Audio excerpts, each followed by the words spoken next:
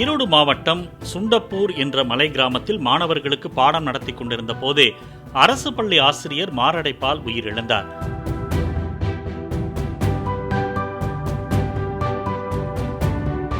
ஊராட்சி ஒன்றிய நடுநிலைப்பள்ளி இடைநிலை ஆசிரியரான 49 வயது அந்தோனி ஜெரால்ட் மதிய உணவு இடைவேளைக்கு பிறகு வகுப்பில் பாடம் நடத்திய போது மாரடைப்பு ஏற்படவே இருக்கையில் அமர்ந்து உயிரிழந்ததாக போலீசார் தெரிவித்தனர்.